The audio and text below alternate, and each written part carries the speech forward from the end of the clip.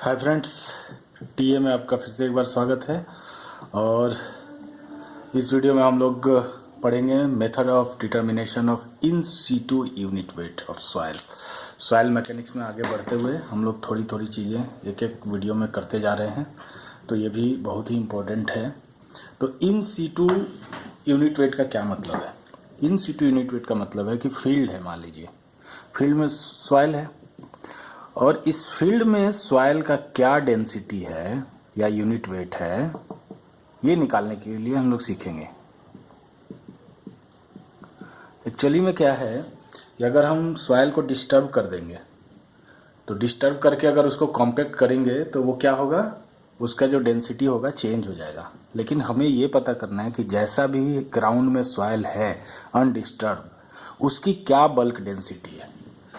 तो उसको कैसे पता करेंगे, तो उसके लिए कई सारी मेथड्स हैं, तो उन मेथड को समझते हैं। बेसिकली जब भी हम किसी भी चीज़ का यूनिट वेट निकालने की कोशिश करें, जैसे अभी हम निकालना चाहते हैं बल्क यूनिट वेट, तो हमें इसके लिए क्या क्या ज़रूरत होगा।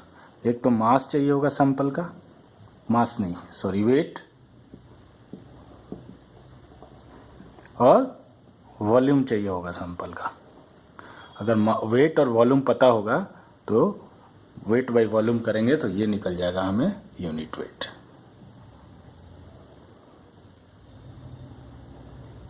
बस यही छोटा सा कॉन्सेप्ट है जो कि लोग समझने में उनको क्यों प्रॉब्लम होता है पता नहीं। मैंने देखा है कि ये छोटी सा कॉन्सेप्ट कि मुझे वेट चाहिए एक पर्टिकुलर वॉल्यूम का, मुझे एक वॉल्यूम पता होना चाहिए। अगर मुझे वॉल्यूम पता है, उसका वेट पता है, तो वेट बाई वॉल्यूम कर देंगे तो यूनिट वेट निकल जाएगा। सिंपल सा केस है। और उसको निकालने के लिए क्या क्या मेथड्स हैं, बस वो डिस्कस करेंगे इस वीडियो में। तो जो पहला मेथड है उसको कहते हैं कोर कटर मेथड, जो कि आपने सुना होगा, शायद लेबोरेटरी में एक्सपेरिमेंट भी किया हो। Core cutter method. अब कोर कटर मेथड में क्या होता है, एक कटर होता है इस तरह का, आयरन का होता है, स्टील का कटर, जो कि नीचे में थोड़ा शार्प होता है, इस तरह का होता है। और इसका जो वॉल्यूम होता है, वो 1 लीटर के आसपास होता है। तो ये जो कटर होता है, कोर कटर इसको बोलते हैं। ये कोर कटर को हम लोग क्या करते हैं, जहाँ का भी जिस सॉइल का भी हमें निकालना होता है, इसको थोड़ा अच्छा नहीं बना, इसको ठीक से बनाता हूँ, चलो फिर से बनाता हूँ। जहाँ भी होता है उसको हम लोग क्या करते हैं, ग्राउंड में इसको इंसर्ट कर देते हैं, ठोक देते हैं। और ठोकने के बाद क्या होता है,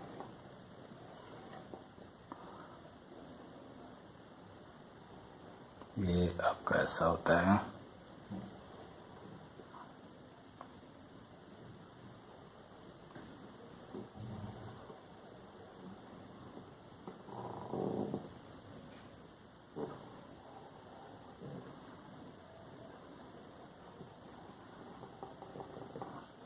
ये नीचे थोड़ा शार्प होता है ताकि वो ग्राउंड में आराम से चला जाए। तो ये इस तरह का कटर होता है। अब इसको क्या करते हैं, ग्राउंड में रख के ऊपर से ठोकते हैं, तो ये धीरे धीरे अंदर इंसर्ट हो जाता है। तो इसके अंदर जो है अनडिस्टर्ब सॉइल इसके अंदर चला जाता है। और इसका वॉल्यूम जो होता है वो नोन होता है, इसका वॉल्यूम नोन है। तो हम लोग क्या करते हैं कि इसका वेट ले लेते हैं।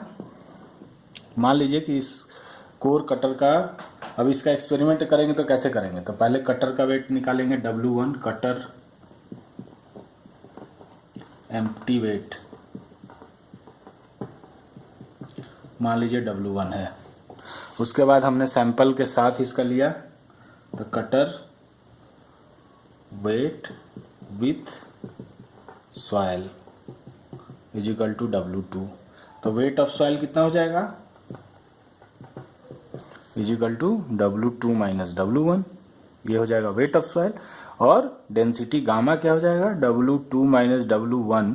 चूंकि इसका डायमेंशन हमें पता है तो हम वॉल्यूम निकाल सकते हैं, मान लीजिए V, तो यही हो जाएगा यूनिट वेट या बल्क इन सिटू यूनिट वेट।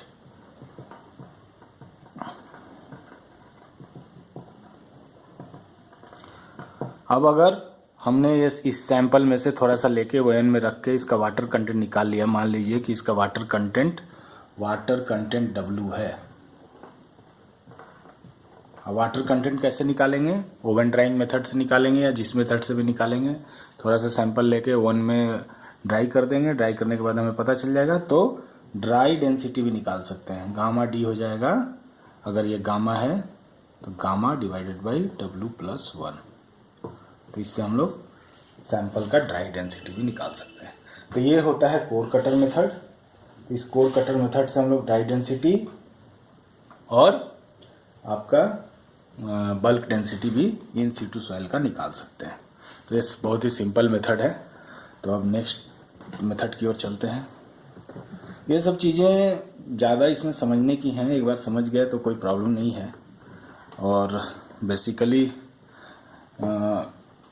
ये सब मैं इसलिए बता रहा हूँ बस समराइज करने के लिए कि अगर आपसे कहीं मिस हो गया है, आपको ये पता नहीं है, तो पता हो जाए। इसमें कुछ खास ऐसा कुछ है नहीं कि कॉन्सेप्ट क्लियर करना है कुछ भी, लेकिन फिर भी मैंने देखा है लोगों को कन्फ्यूजन्स होते हैं, पता नहीं कॉलेज में कैसे बताते हैं, कुछ ना कुछ दिक्कत हो ही जाती है। अब अगला है, दूसरा है सैंड रिप्लेसमेंट मेथड।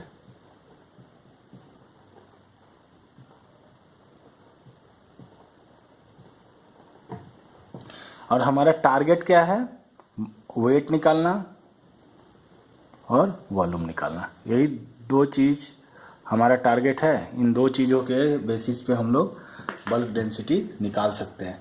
तो सैंड रिप्लेसमेंट मेथड में क्या करते हैं, ये ग्राउंड है मान लीजिए, इस ग्राउंड पे सबसे पहले मेथड में बताता हूँ। एक ट्रे रखते हैं, इस ट्रे के अंदर एक होल होता है, इस होल से इसमें डिग करते हैं, डिग करके सॉइल यहाँ से बाहर निकाल लेते हैं। यहाँ ट्रे होने की वजह से इसमें से जो सॉइल निकालते हैं वो आसपास के सॉइल से मिक्स नहीं होता, और इसमें से जितना भी सॉइल निकालते हैं इसको वेट कर लेते हैं, मान लेते हैं W1। अब ये खाली हो गया, अंदर में ये खाली वैक्यूम हो गया, ये खाली जगह हो गया। अब हमारा वेट निकल गया है, अब इसका हमें वॉल्यूम निकालना है। तो सैंड रिप्लेसमेंट मेथड के लिए डिवाइस का यूज करते हैं, और वो जो डिवाइस होता है वो कोनिकल डिवाइस होता है।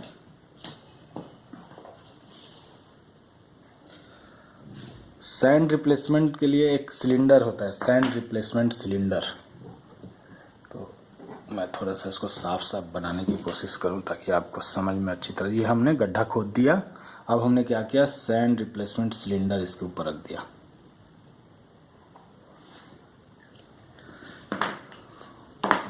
सैंड रिप्लेसमेंट सिलेंडर इस तरह से कोनिकल शेप का होता है,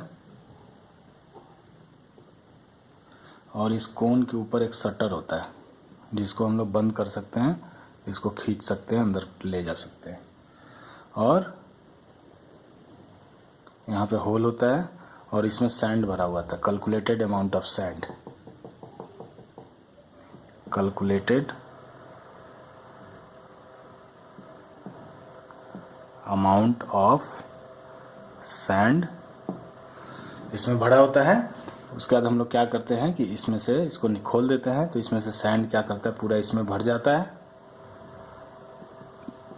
तो सैंड कितना इसके अंदर गया, कितना कोन में गया, ये सारे चीज़ों का हम लोग कैलकुलेशन कर लेते हैं, और हम लोग निकाल लेते हैं। जितना भी सैंड इसमें से माइनस हुआ उसमें से ये वाला सैंड माइनस कर देंगे तो वेट ऑफ सैंड निकल जाता है, कितना अंदर गया। तो weight of sand divided by density of sand करते हैं, तो volume of sand, volume of ये पूरा ये जो गड्ढा किया वो, उससे हमें क्या निकल जाता है, वॉल्यूम निकल जाता है, वॉल्यूम ऑफ सॉइल निकल जाता है। और वेट हमने पहले ही निकाला था तो W1/V1 कर देते हैं, इससे हमें यूनिट वेट इन सिटू यूनिट वेट निकल जाता है। तो ये मेथड है कैलकुलेट करने का इन सिटू, तो ये भी एक तरीका है।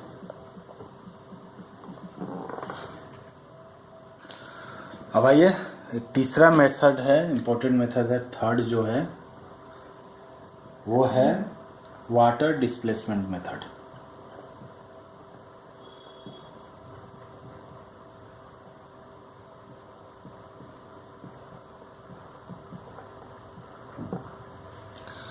तो वाटर डिस्प्लेसमेंट मेथड में क्या करते हैं, ये बेसिकली सूटेबल होता है कोहेसिव सॉइल के लिए, सूटेबल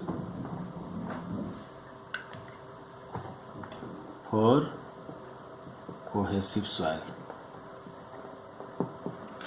क्यों?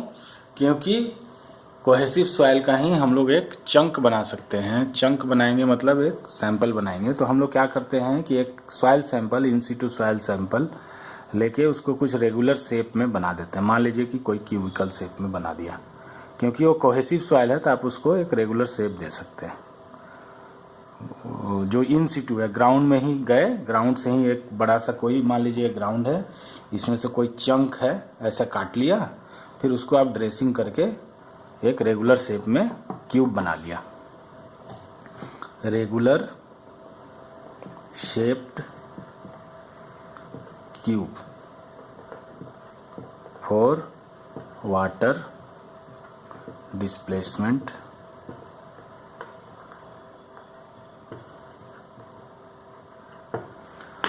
अब इसमें क्या करते हैं, अब पहला काम तो ये करेंगे कि इसका वेट ले लेंगे।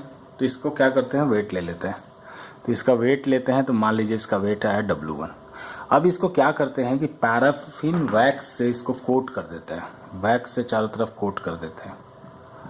वैक्स से कोट करने से क्या होता है कि जब इसको हम पानी में गिराएंगे तो ये पानी को एब्जॉर्ब नहीं करेगा, तो जो हमारा डिस्प्लेस्ड वाटर होगा वो किसी भी तरह का कोई फर्क नहीं पड़ेगा। अब क्या करते हैं कि एक कंटेनर होता है, ये मान लीजिए कंटेनर है, इसमें एक ओवरफ्लो टैप दिया गया है, ओवरफ्लो ड्रेन है। अब इसमें क्या करते हैं, जल्दी से पानी ऊपर तक भर देते हैं। पानी जब ऊपर तक भरेंगे तो क्या होगा, ओवरफ्लो ड्रेन से ये धीरे धीरे ड्रेन होके, और जब पानी है अपने इस लेवल पे स्थिर हो जाएगा। अब क्या करते हैं कि इस सैंपल को जो पैराफिन वैक्स से, पैराफिन वैक्स कोट करने के बाद फिर से इसका वेट लेते हैं, और इस बार वेट हो गया W2। ये है केवल सॉइल का, और ये हो गया सॉइल प्लस वैक्स। इन दोनों को माइनस करेंगे तो क्या निकल जाएगा, वैक्स का वेट निकल जाएगा। अब हमने क्या किया कि इसके अंदर सैंपल डाल दिया। सैंपल डालेंगे तो क्या होगा, पानी ऊपर जाएगा तो ये नीचे गिरेगा। इसको हमने बीकर में कलेक्ट कर लिया और उसमें ग्रेजुएशन किया हुआ है। तो वॉल्यूम हमें कितना पानी डिस्प्लेस हुआ वो वॉल्यूम हम निकाल लेंगे। तो ये वॉल्यूम किसका वॉल्यूम होगा, volume is equal to soil का वॉल्यूम प्लस वैक्स का वॉल्यूम। यानी मान लीजिए कि अगर डिस्प्लेस्ड हो गया V, मान लीजिए VV जो हमने यहाँ काउंट किया है वो VV है, तो इसमें से हमें वैक्स का वॉल्यूम को माइनस करना पड़ेगा। तो वैक्स का वॉल्यूम क्या होगा, weight of wax divided by unit weight of wax, और यूनिट वेट ऑफ वैक्स हमें पता है। अब वेट ऑफ वैक्स कैसे हो जाएगा, W2 minus W1 divided by unit weight of wax, मान लेते हैं GB। तो इससे हमें क्या निकल जाएगा, V ऑफ वैक्स निकल गया। मान लीजिए V वैक्स इसका रखते हैं, तो वॉल्यूम ऑफ सॉइल क्या हो जाएगा, VV जो टोटल है माइनस V ऑफ वैक्स। तो ये VV और माइनस से VV वैक्स निकाल लिया। तो यूनिट वेट क्या हो जाएगा, W1 जो सॉइल का हमने पहले मेजर किया था, डिवाइडेड बाई ये वॉल्यूम V, ये हो जाएगा गामा। और इसी तरह हम अगर इसका वाटर कंटेंट निकाल लेंगे, तो मान लीजिए वाटर कंटेंट W है, तो गामा D हम लोग इजीली गामा D क्या लिख सकते हैं, gamma D is equal to gamma जो कि हमने कैलकुलेट किया है 1 प्लस W। कैसे होता है ये सब मैं प्रूफ कर चुका हूँ पिछले क्लासेस में, तो आप उसको देख के आसानी से। तो उम्मीद है अब आप समझ गए होंगे कि इन सीटू यूनिट वेट निकालने के कुछ मेथड्स मैंने बताए। बुक्स में आपके और भी 1-2 मेथड्स दिए होंगे, आप उनको भी पढ़ लेना। मेन आपको ये समझना है कि इन सीटू यानी सॉइल को बिना डिस्टर्ब किए, बिना उसके कॉम्पेक्शन को डिस्टर्ब किए उसका वॉल्यूम और मास निकाल लेना। इसी तरीके को हम लोग अगर किस तरह से वॉल्यूम और मास निकाल लेंगे, अगर हम वो निकाल लेंगे तो आराम से यूनिट वेट निकाल लेंगे। तो यही इस वीडियो में हमने डिस्कस किया। मुझे उम्मीद है कि ये वीडियो आपको पसंद आया होगा। तो अगर ये वीडियो आपको पसंद आया तो क्या करना है आपको पता ही है। अगर आपको ये वीडियो पसंद आया तो करिए लाइक, पहली बार अगर आप ये वीडियो देख रहे हैं तो करिए सब्सक्राइब, और आप अपने किसी मित्र के लिए को भी दिखाना चाहते हैं तो करिए शेयर। तो ये तीनों चीज़ें करिए, ये करना मस्ट है। Bye bye.